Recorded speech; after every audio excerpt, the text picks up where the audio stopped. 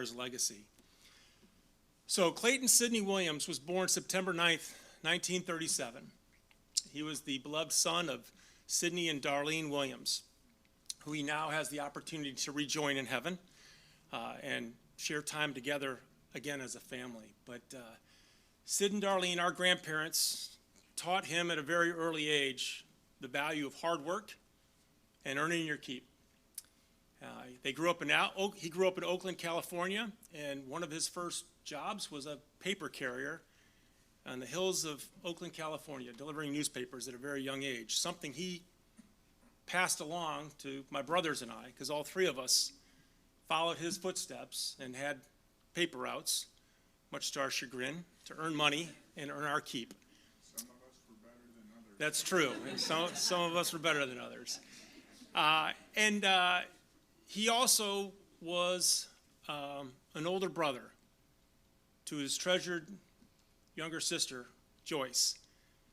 And Joyce and Clay had a very special bond. And Joyce, being the younger sibling, as Brad can probably attest to this, and I certainly can too, Joyce, as the younger sibling, was often the guinea pig for some life lessons of, I wonder what would happen if. And the story they used to tell a lot was when Dad convinced Joyce to put her hand into the clothes wringer, the little rollers, and about the time it got up to her elbow, they finally figured out how to turn it off. So now, he was a protective older brother, make no mistake about it, so he made sure things didn't get too out of hand. But I think that bond that he had with Joyce, I think, is the genesis for the bond he had with Kathy and Kim as a father-daughter bond. And chivalry was always visible in our house, and he went from a protective brother to a protective husband to a protective father. And he, I think, gained a lot of that under Sid and Darlene's mentorship with them growing up. Graduated from Oakland Tech High School in 1955, and he went on to get a Bachelor of Science in Range Management from University of California, Davis, go Aggies. And after graduation, he got a deferred ROTC appointment from the U.S. Army to get his PhD at the University of Wyoming. And it's during that time that he studied elk migration in the Shoshone National Forest that I think he really found peace and serenity at a place that would bring him joy throughout the rest of his life. And I'll come back to Wyoming again. But when he would tell stories of his college days, I don't even know if he did much work, because usually he's telling stories about fishing and whitewater rafting. But apparently he also did work. But he would tell those stories and he would light up, and you could see what Wyoming and those years meant to him. And it always brought a smile to his face.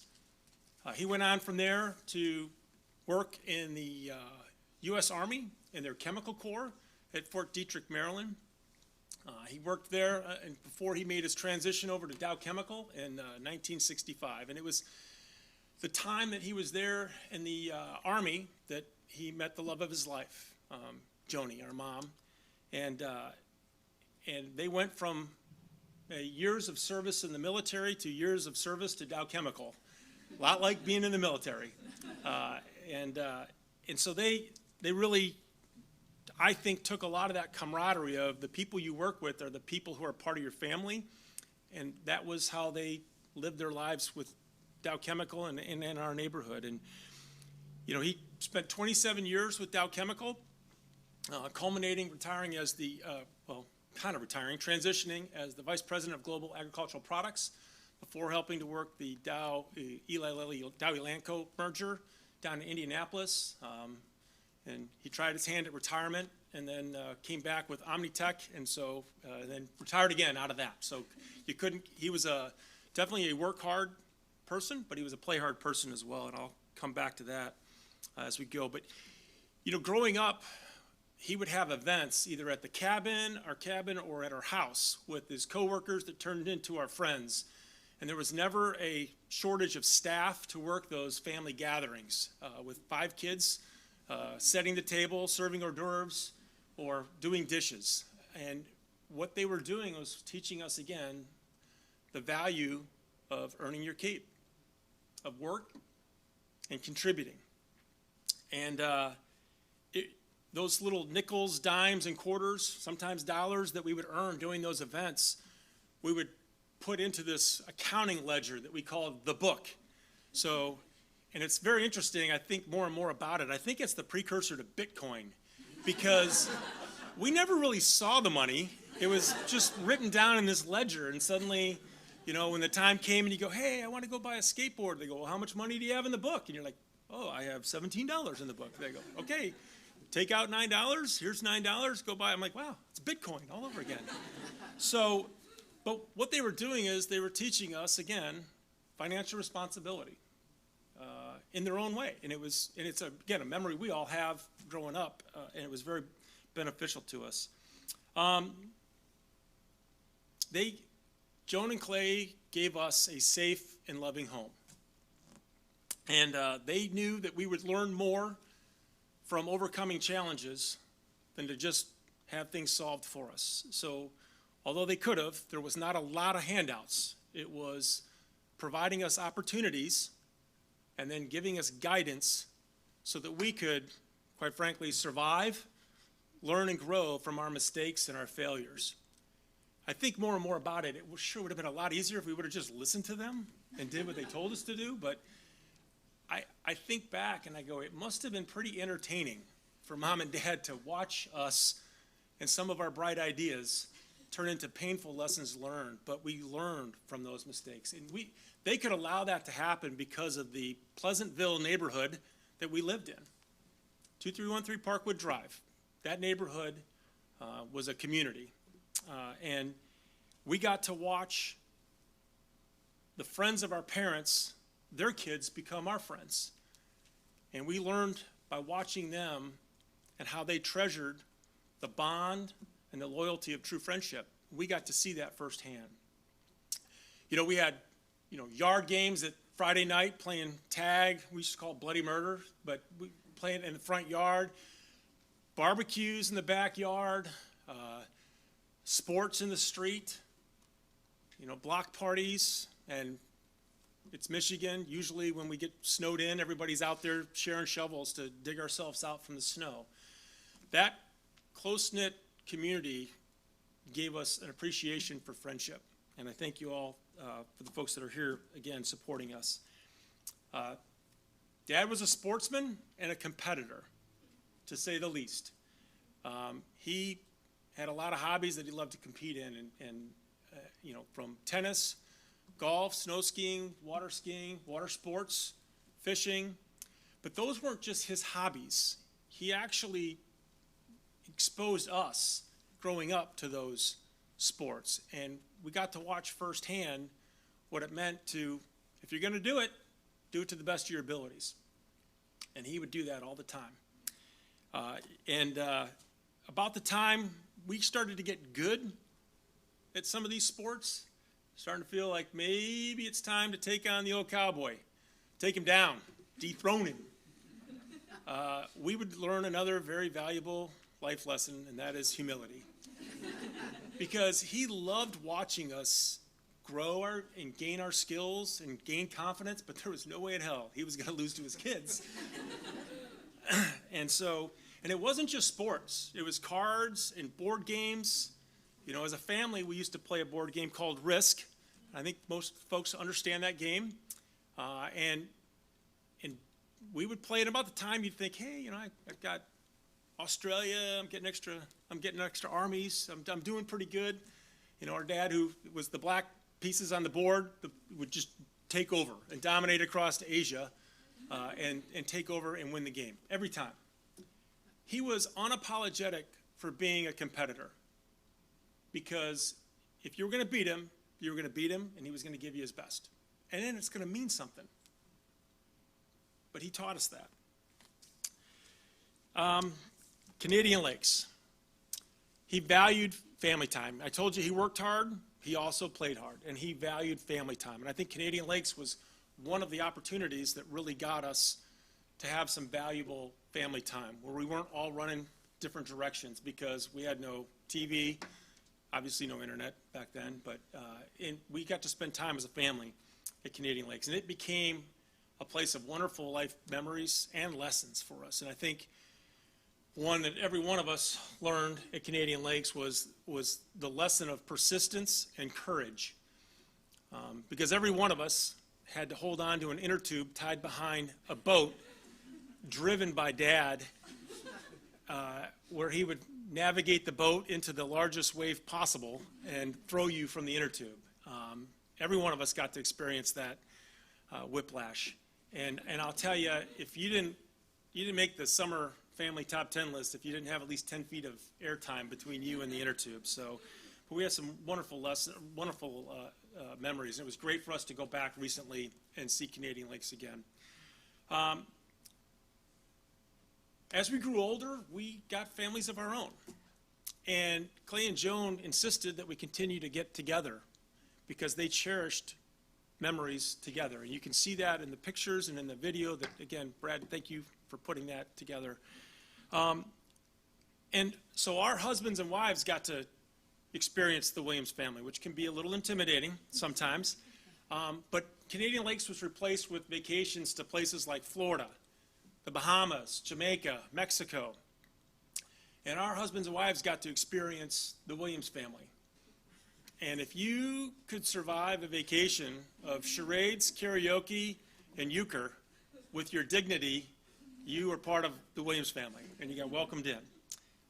But it was all about learning to work hard and play hard and value those times together that we had. So, and it was during some of these, and then later on down in Florida, where really the grandkids became a key part. And I would say you got to watch Clay bring out the inner child again with the grandkids. And you saw many of these photos. The pool was probably the biggie, right? Grandpa in the pool with the kids. And how high can he throw them? Until they said, okay, that's high enough. Because he's a competitor. You know, who can I throw higher? Come on, let's go. And the pool was a place of deafening laughter. It was all, he was teaching us another lesson, and that is have fun. Have fun in everything you do. You're never too old. And he loved that. In 2007, we lost our mom. Clay lost Joni, love of his life. And I will say, for us and him, we got through it with the support of family and friends. So thank you again for all that helped us with that. And, you know, lightning, they say, doesn't strike the same place twice, but Dad was fortunate enough to fall in love again with Kathy Kennedy. And I got to say, you know, she was gracious enough to accept his competitive card-playing spirit because frequently she was the only one that was playing with him, and that doesn't go well when it's just the two of you sometimes. But and Kathy put a spring back in his step. Now, it might have been the fact he had, you know, his two knees replaced, but he had a spring back in his step again, and we were getting family gatherings again. Again, most of these were now towards Florida, and we got to have his birthday up at Kim's place at Elk Lake. But it was, again, the family gatherings got bigger, and again, it was all about cherishing our time together. Now, through all of this, Dad still found serenity in Wyoming. Wyoming became a place for him, and we were fortunate enough to go back there. He went back many times, but we were fortunate enough to go back his last time to Wyoming as a family. The 5 of us kids took him fishing in Wyoming. Now, what did we learn bringing Dad to Wyoming one last time? Well, we learned to appreciate the serenity of a starlit sky. We learned to appreciate the calm of a flowing river. We sat in that cabin telling stories and laughing, and sometimes getting our stories corrected by Dad, but because usually when we tell him we're better, and he has to correct us and make sure the humility comes back again. But and movie quotes and we again got a chance to play Risk. Took us 3 days, 3 nights to get through a game of Risk this time, but in case you're wondering, he won again. We also took him out and put him on the front of the quad runner, hooked his wheelchair to the winch on the front of the quad that we took down there, so he could put a fishing rod in his hand and he could fish. And so about the time he gets set up, Kathy and Kim got him, Mike and I, Brad, turn around, we're trying to get our gear together, we come back around and Dad's already caught a fish. So once again, he caught the first fish and he won in the board game. So I like to say it over and over again. What he was teaching us was that if you live your life to its fullest without regrets, you'll leave life a winner. And he lived his life to the fullest, and he didn't have regrets. So he won again. He gets the last laugh, and he walks away a winner. I would just say in closing, I want to thank Dad for all he did for our family, the opportunities he gave us, the memories he provided us. The memories are tattooed on our minds and in our hearts, and we'll try to live our lives by the example that he set. He's our hero, he's our role model, and we are so grateful God made him our father. He lived a wonderful life and he impacted so many, and I thank you again for helping to share how he played a role in your lives as well. Rest in peace, Dad. Give Mom and Brent a hug for us. And in time, we know we'll see you again. We love you. God bless. Thank you.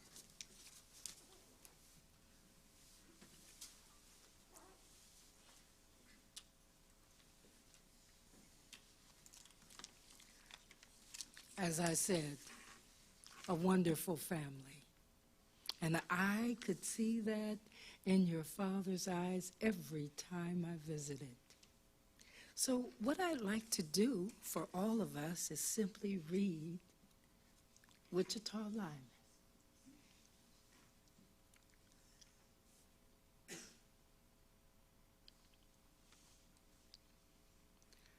I am a lineman for the county, and I drive the main road, searching in the sun for another overload. I hear you singing in the wire. I can hear you through the whine, and the Wichita lineman is still on the line. I know I need a small vacation, but it don't look like rain. And if it snows, that stretch down south won't ever stand the strain. And I need you more than want you. And I want you for all times. And the Wichita lineman is still on the line. And I need you more than want you. And I want you for all time. And the Wichita lineman is still on the line. As you hear that song, and for the children, when you least expect it, it'll come on the radio or somewhere, and it'll remind you of your dad. This song was written for an ordinary person who took care of others, but did extraordinary things. I like to think that Clayton Williams was an ordinary person who did extraordinary things. He was a good friend. He was a good father. He was a good husband. He was a good brother and grandfather. That's his legacy. And one of the prayers that I would pray before I left would be the prayer that Jesus taught us. And it never failed. that he would say at least 1, 2, or 3 of those words. So can I ask you to join me in that prayer, all of us together? Our Father, who art in heaven, hallowed be thy name. Thy kingdom come, thy will be done on earth as it is in heaven. Give us our trust, I'm so sorry, people. I am so sorry because I got caught up. Give us this day our daily bread, and forgive us our trespasses as we forgive those who trespass against us. And lead us not into temptation, but deliver us from evil. For thine is the kingdom and the power and the glory forever and ever. Amen. Know that you have known someone who, when you think of him, think of the Creator's love. When you remember him, remember that that love belongs to you. And if you ever have any doubt, know that you are the beloved, God loves you, and there's nothing you can do about it. Thank you for coming.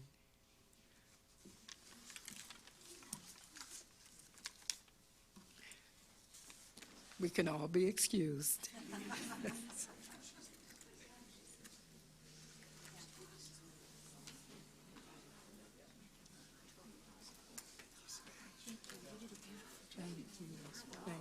Thank you.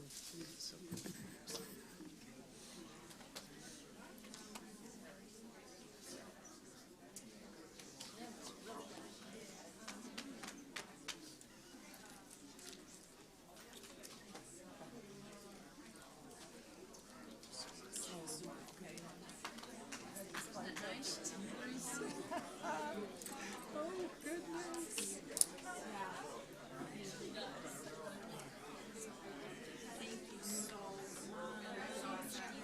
That was good. That was good.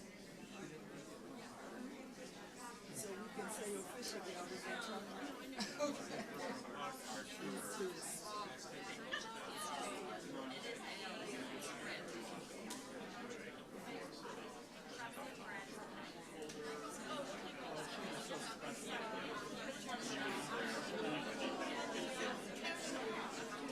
Thank you so much. Oh, you're welcome.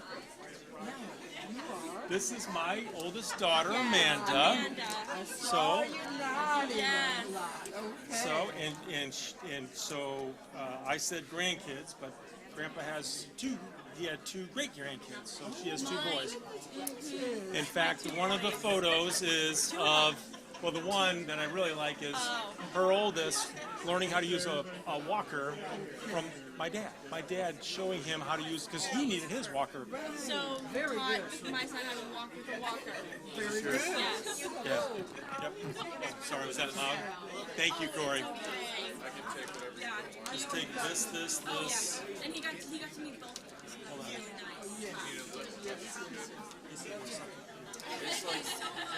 nice. Some makeup? Okay, that's okay. It's fine. Nobody's in there. All right. Here it is. If you can just get it to the car. Actually, I'll give you guys the car keys. Oh, you have the car keys? Okay. He drove to Myers. Oh, that's right. Okay. So do you want us to take it there and then come back, or what's happening? No, that's just going to go. No. So what's going to happen is I'm going to go to the clean. Okay. But I'm going to carry it out and then I give it to them in the vehicle. Okay? All right. Hey, How are you? you did such a great job. Thank you. Thank you so much.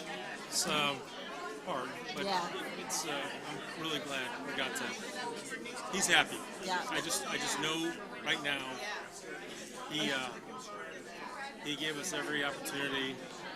No regrets, none whatsoever. And So- I saw every one of you in the description. I was like, oh, that's Kathy. Yeah, that's Kathy. So So, yeah, it was great. thanks so much. Thank you. So we're gonna take it to the truck and come back in here. No, just hold on to it. It doesn't need to go until we leave. I'm just walking out with Dad's urn. So, can drive over if you need me to. I think Yeah, they can only do that once a day.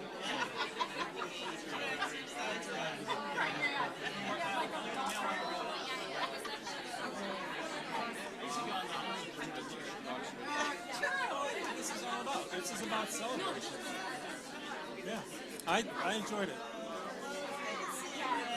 Okay.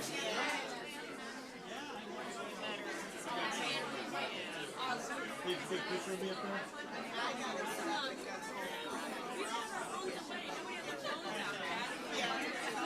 Here, stand up there. That was a picture of him at the podium speaking. I got you. Well, Uncle, Rob was taking Rob got it all. Oh, did he? Yeah, he took the whole video. I didn't know I was going to be on video. Yeah, I might have been nicer. Dad, I love the, and I'm obviously of the siblings, tallest.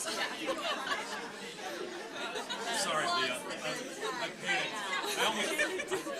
I can't believe I started out by saying I want to thank my sisters and my brother. Like, I actually have two brothers.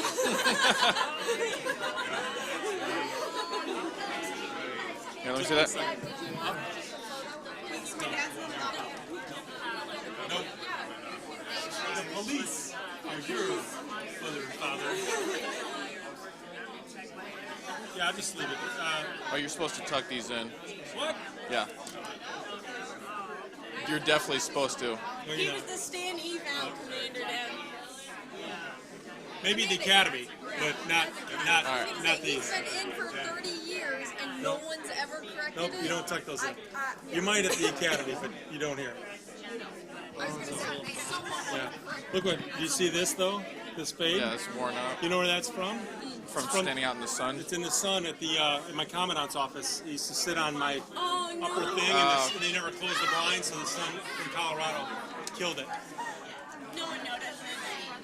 It's a good touch. No one here knows any better. I know. It's all good. Like, you could literally flip I your think I am ready. ribbons on the other side and nobody would know. Oh, you gotta wear that outside. I'm gonna wear it. Are we going outside?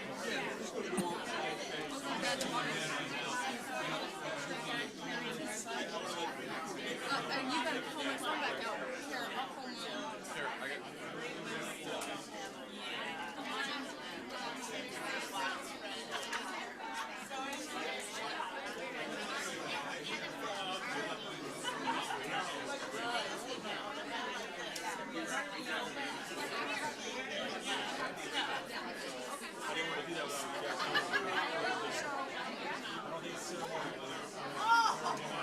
So I'm gonna take that.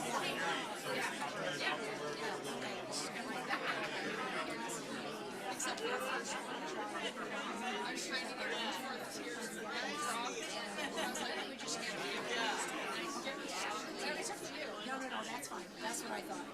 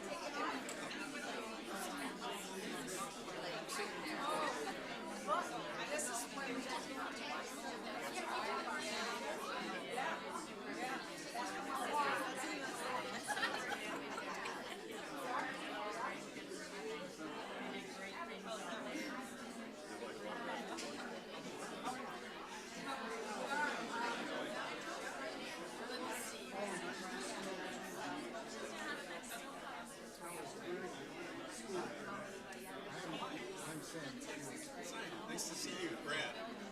Yeah, good to have you here. Thanks for coming. If I came here and if I'm looking for the 15 members,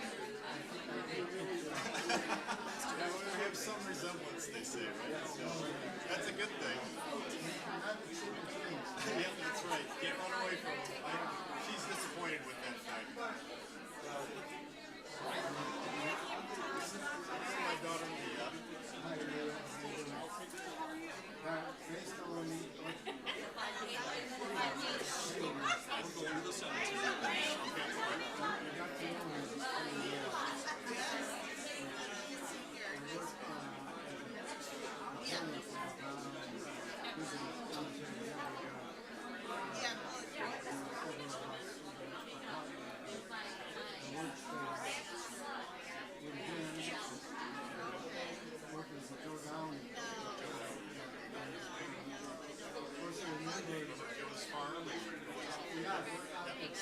Yes, it's like an extended family.